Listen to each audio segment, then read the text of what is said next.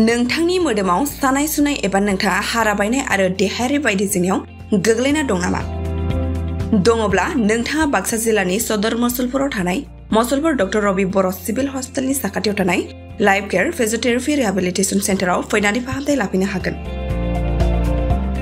बेवहाय सानाय सुनाय हारा बायनाय पेरालाइसिस आरो बायदि बायदि रोखोमनि बेरामफोरखौ फाहामथाय होनाय जायो। गोबां फाहामथाय लानाय बेरामिफोरा बेवहाय फाहामथाय लानानै मोजां मोननायखौबो फोरमायदों। नोंथाङाबो सानाय सुनाय हारा बायनाय एबा पेरालाइसिस बायदि बायदि बेरामजों भुगिनानै दङब्ला खम बेसेनावनो मसलपुर डक्टर रबि बर' सिभिल हस्पिटालनि साखाथियाव थानाय लाइफ केयार फिजियोथेरापि रिहेबिलिटेसन सेन्टाराव फैनानै फाहामथाय लाफैनो हागोन। गुवारै मिथिनो थाखाय 9476893516 एबा 7637036572 नम्बरनि गेजेरजों फोनांजाब खालामनो हागोन।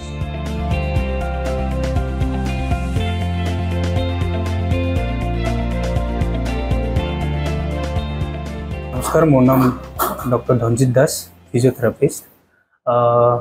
मोर इतना फिजियोथेरापी चेम्बारखन आछे मुसलपुरत।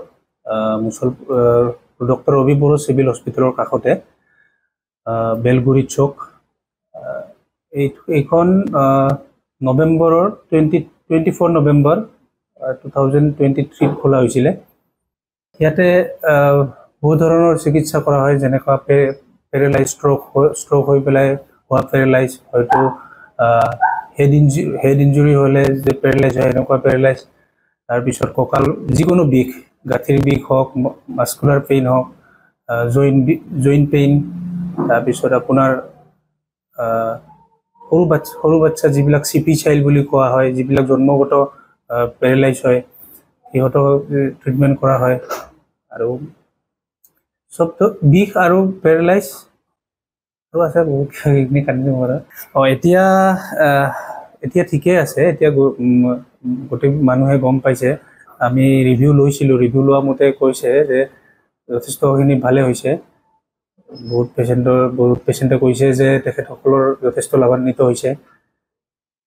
গোটেইকেইদিনে খোলা থাকে।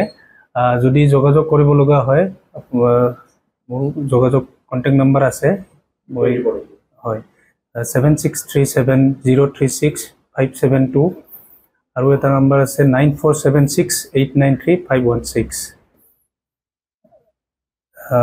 ৰাতিপুৱা 9 বজাৰ পৰা ইভিনিং 6টা বজালৈকে থাকে। आखाइनि ट्रिटमेन्ट लागासिनो आरो बेहाय। आखाइया आंना फिस्लायनानै गोलैदोंमोन, ओमफ्राय अपारेसन खालामदोंमोन आरो अपारेसन खालामनानैहाय आङो बे आखाइखौहाय मोजाङै बेफोरबायदि खालामनो हायाखै आरो ना। ओमफ्राय दा बेयाव फैनानै आङो साननै सानथामनि गेजेरावनो बहुद मोजां मोनदों आरो आङो दायो लाफैनानै। माने सानथामल' जादों, ओमफ्राय फैनानैहाय बिराद मोजां मोनदों आङो। ओमफ्राय बे सारनि चेम्बारखौ मानसिफ्रा बारा मिथिया आरो, ओमफ्राय दा मानसिफ्रा सोंदों आरो आंखौहाय अबावहाय ट्रिटमेन्ट लागासिनो होननानै।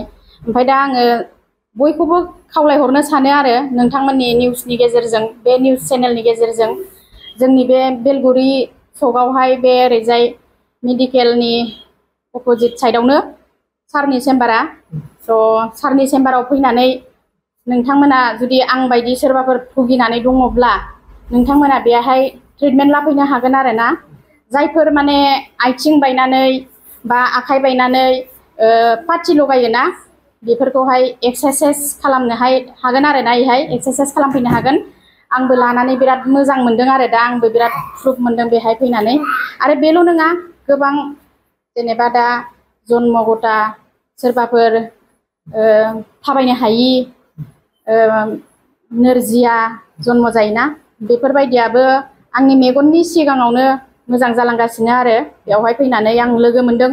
बहुद पेसेन्टखौनो आङो लोगो मोनदों आरो बेवहाय फैनानै। आरो पेरालाइज जानाय, थाबायनो हायि, बेफोरबो थाबायनो हादों आरो ना।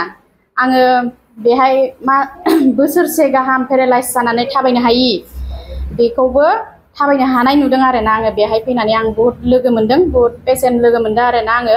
बेनि थाखायनो आङो बे चेनेलनि गेजेरजों खावलायहरदों आरो ना, जोंनि खाथि खालायाव बेफोरबायदि बेमार जानानै थानाय दङब्ला नोंथांमोना बेहाय ट्रिटमेन्ट खालामफैनो हागोन। गोजानाव थांलायनांगौनि खुनु गोनांथि गैया आरो नालाय।